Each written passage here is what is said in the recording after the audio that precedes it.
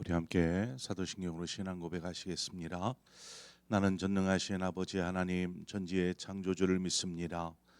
나는 그의 유일하신 아들 우리 주 예수 그리스도를 믿습니다.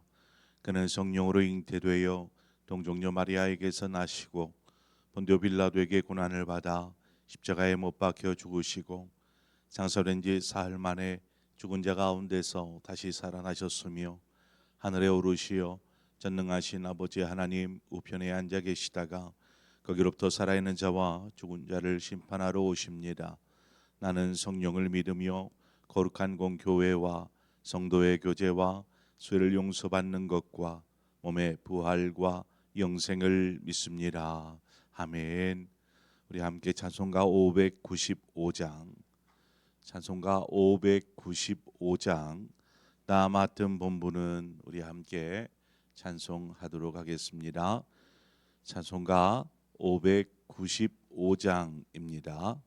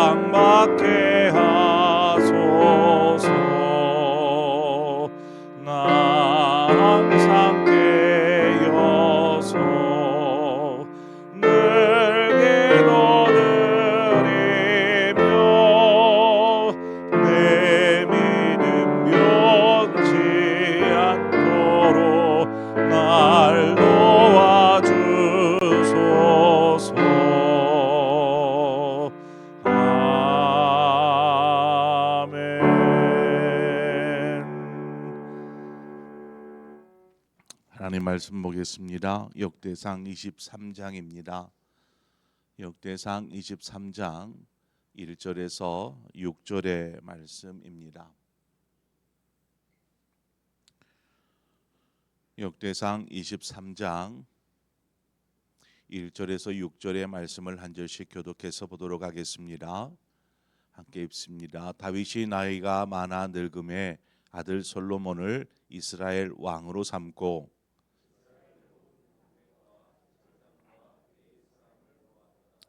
레위 사람은 30세 이상으로 계수하니 모든 남자의 수가 3만 8천 명인데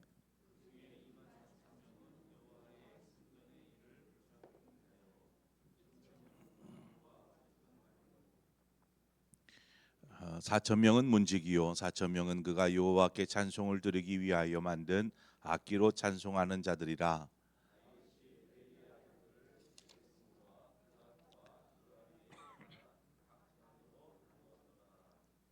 아멘. 다윗이 이제 40년의 통치를 마치고 아들 솔로몬에게 자신의 왕위를 승계합니다. 다윗이 왕이 되었을 때 30세였습니다. 30세의 왕이 되어서 이제 40년을 통치하였으니 지금 그의 나이가 70세가 된 것입니다. 이제 늙었기 때문에 하나님의 부르심을 눈앞에 두고 있는 상황입니다. 우리가 전장에서 22장에서 다윗이 최선을 다해서 하나님의 성전 건축하는 그 준비를 하였고 또 이제 그것을 솔로몬에게 넘기면서 성전 건축을 당부하였지 않습니까? 그리고 이스라엘의 신하들에게 솔로몬을 도와서 위대한 하나님의 역사를 이루게 하였습니다. 그는 삶에 지금 늙어서 하나님의 부름을 받기 직전까지 그에게 주어진 마지막 순간까지 하나님의 성전을 건축하는 것, 이것의 모든 것을 쏟아붓습니다. 일생토록 하나님을 위해서 이것을 자신의 사명으로 알고 그 일을 위해서 힘쓰는 이 다윗의 모습을 보게 됩니다. 우리가 다윗의 이런 모습 속에서 사명자는 그저 그냥 주어진 시간을 낭비하지 않고 사명을 이루기 위해서 최선을 다하는 것을 우리는 보게 됩니다. 사도행전 20장 24절에 가면 사도 바울이 이렇게 이야기하죠. 내가 달려갈 길과 주 예수께 받은 사명 곧 하나님의 은혜의 복음을 전하는 일을 마치려 하면은 나의 생명을 조금도 귀한 것으로 여기지 아니하노라. 이것이 사도 바울의 고백입니다. 사도 바울 역시 자신에게 주어진 사명 곧 예수 그리스도의 십자가의 복음을 증거하는 일을 감당하는 데 있어서 자신의 생명을 조금도 귀하게 여기지 않았습니다.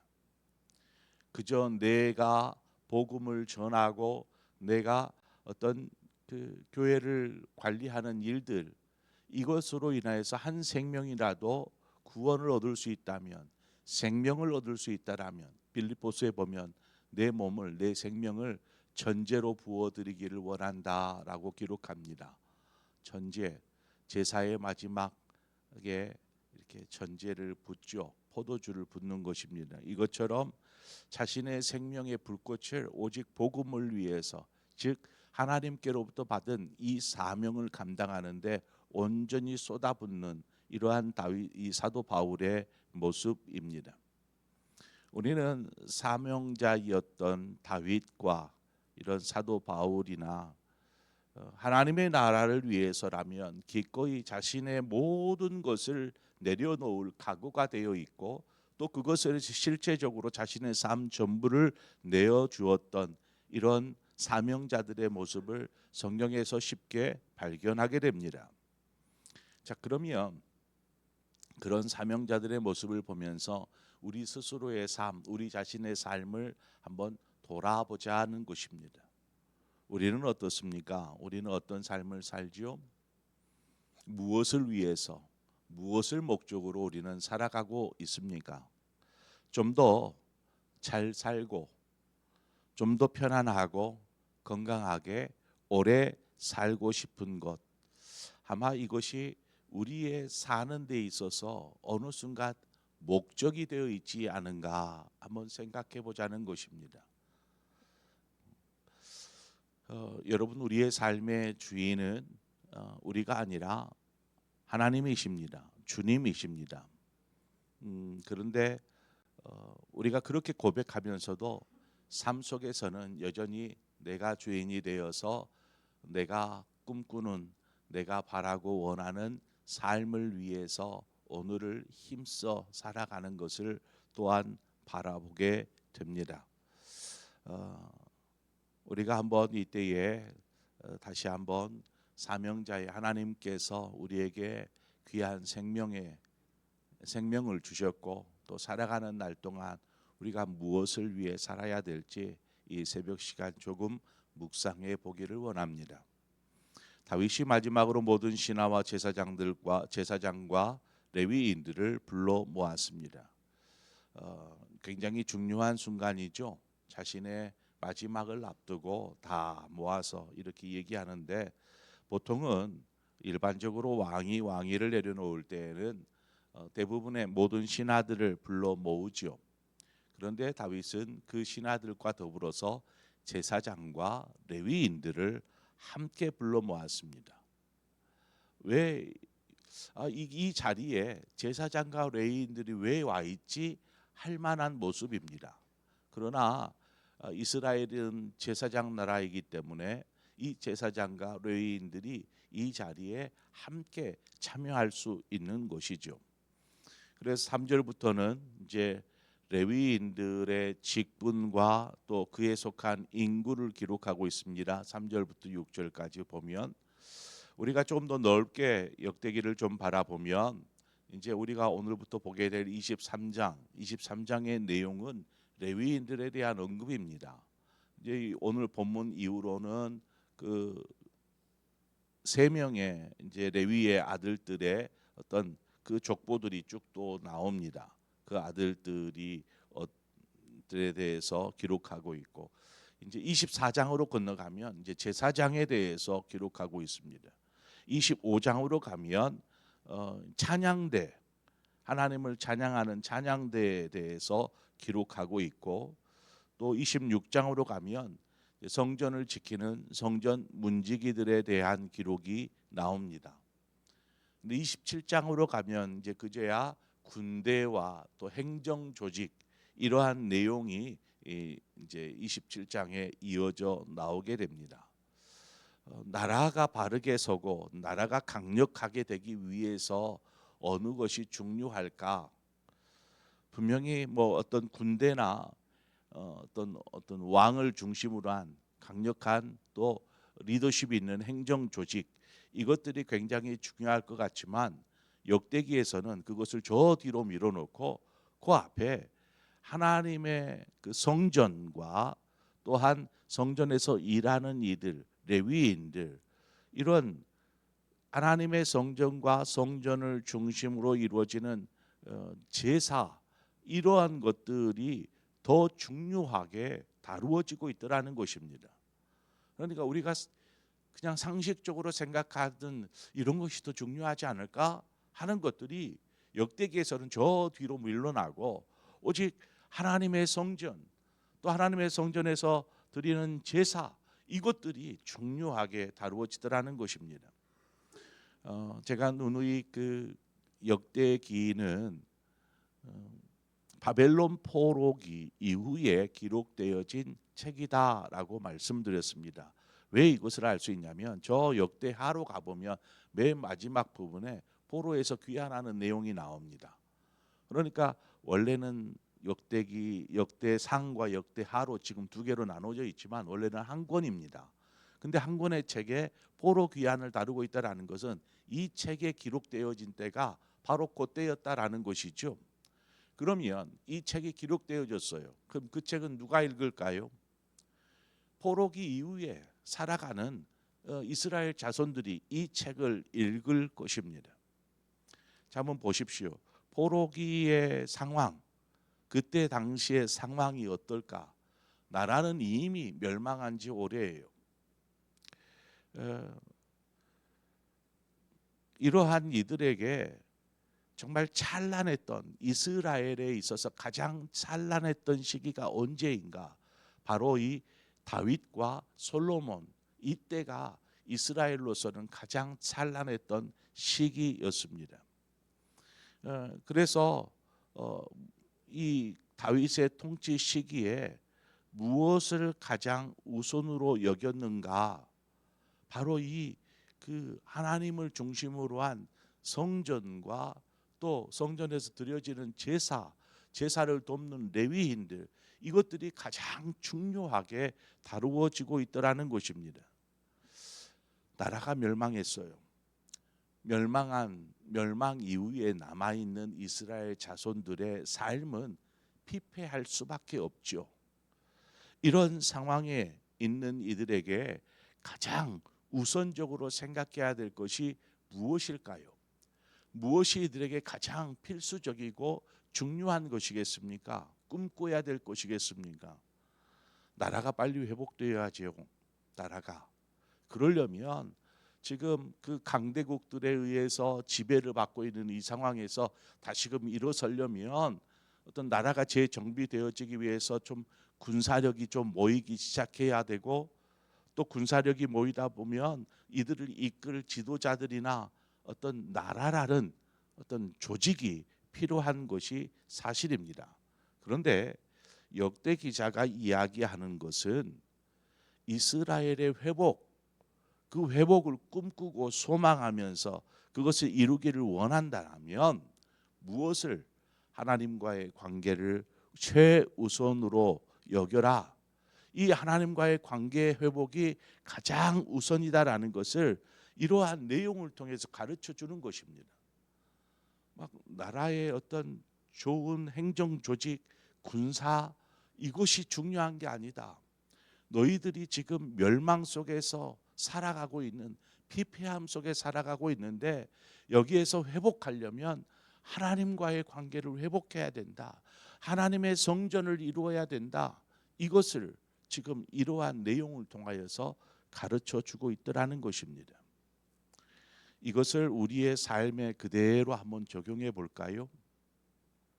우리의 삶에 이 내용을 그렇게 이렇게 적용해 보자면 우리에게 어떤 문제가 닥쳤어요. 어려움이 찾아왔어요. 발등에 이렇게 문제가 삶의 문제가 딱 떨어지면 우리는 빨리 이 문제를 해결하고 싶어 하죠. 그것이 가장 우리의 생각과 삶의 우선이 되어 있습니다. 이거 빨리 회복해야지, 빨리 해결해야지. 이것이 가장 우선인 것처럼 생각될 수 있지만 그보다 우선해야 될 것이 있습니다. 그보다 우선해야 될 것. 그것은 신앙의 회복입니다. 관계의 회복이다라는 것입니다. 아니 당장 내 눈앞에 문제가 있는데 이거 놔두고 어떻게 하나님과의 관계를 회복합니까? 라고 생각할 수 있지만 지금 역대 기자가 그것을 가르쳐 주고 있습니다. 하나님과의 관계가 회복되어지면 이 문제는 하나님께서 만지신다라는 것이죠. 신앙이 회복되어질 때에 우리의 삶의 질서가 회복되어집니다. 삶의 질서가 회복되어지고 이제 질서가 잡혀가는 것이죠. 그것이 중요하지 당장 내 눈앞에 있는 문제를 해결하는 것보다 이것이 더 중요하다라는 것입니다.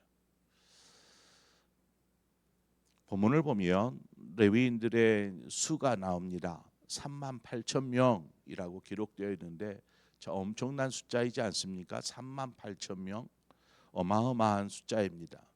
이들은 각자에게 주어진 성전의 일을 담당하기도 하고 성전 문을 지키기도 하고 또 찬양대로서 또 악기를 연주하기도 하는 등 각자가 맡겨진 일들이 있었고 그 일들을 감당하였습니다. 그런데 레위인들의 역할 중에 보면 관원과 재판하는 일, 재판관의 일을 맡은 사람도 있었다라는 것을 볼 수 있습니다.